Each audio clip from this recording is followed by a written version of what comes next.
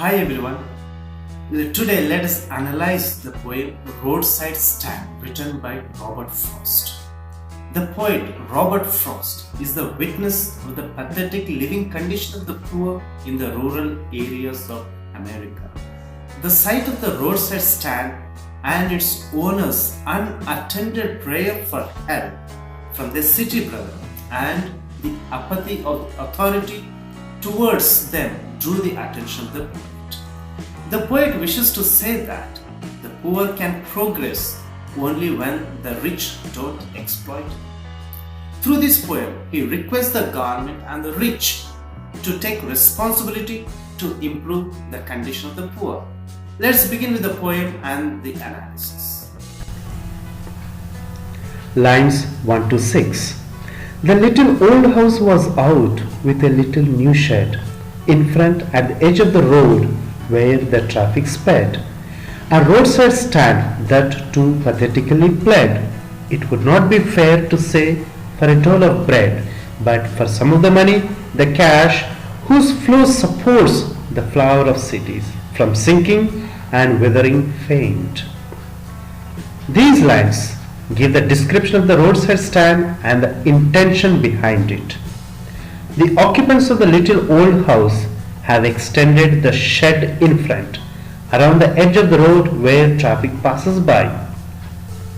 Though it would be unfair to state that the shack owners wanted a charity of bread, they are not begging, but nevertheless they seem to implore the passers-by to stop and buy something from the shack.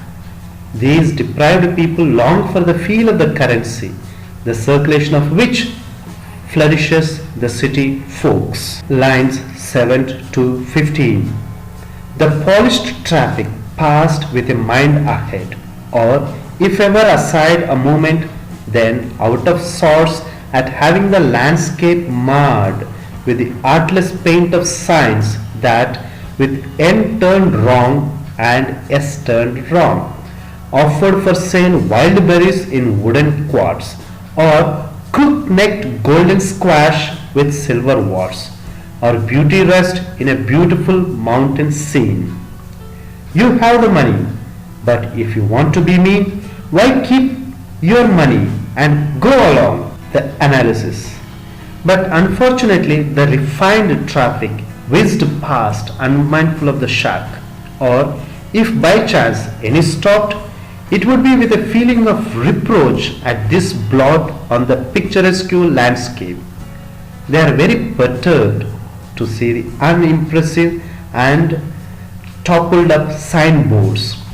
The shack offered for sale wild berries in a wooden quart. The unqualitative local produce is highlighted with the usage of words like crook-necked squash with silver warts.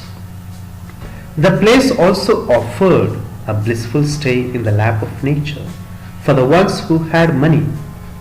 Angry at the callous attitude of the so-called polished traffic, the poet commands them to move ahead, oblivious of the roadside stand. Lines 16 to 22.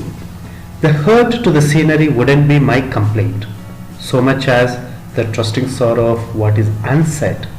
Here, far from the city, we make our roadside stand and ask for some city money to feel in hand, to try if it will not make our being expand, and give us the life of the moving picture's promise that the party in power is said to be keeping from us. In these lines, we see that the poet's concern is not about the blemish on landscape, but regarding the unvented sorrow of the shed owners. The farmer tells the rich to keep their money if they are meant to be so cruel and mean. He is not hurt that they do not notice the stand, but is hurt at the way he is treated and ignored. Expressing the viewpoint of these people, the poet converts their ardent desire to handle some city money so that he may experience the plush life as portrayed in movies. The political party in power actually deprives them of a prosperous life. Lines 23 to 31. It is in the news that all these pitiful kin are to be bought out and mercifully gathered in to live in villages next to the theatre and the store, where they won't have to think for themselves anymore, while greedy good doers, beneficent beasts of prey, swarm over their lives enforcing benefits that are calculated to soothe them out of their wits, and by teaching them how to sleep, they sleep all day, destroy their sleeping at night the ancient way. In these lines, we see that the poet quotes the news which highlights the evacuation and relocation of the poor villagers to the vicinity of the theatres and the shops. Tall promises have been made to take good care of them.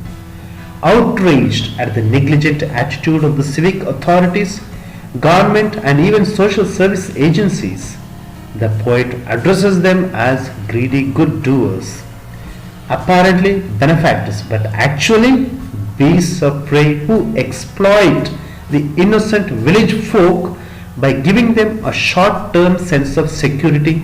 The villages are not being helped but actually harmed. They pay a heavy price by losing their land.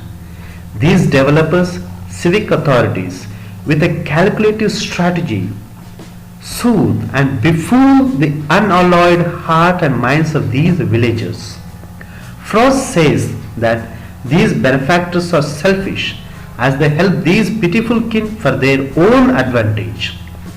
These benefactors make the villagers completely dependent on them, thus robbing them of their ability to think for themselves or be independent.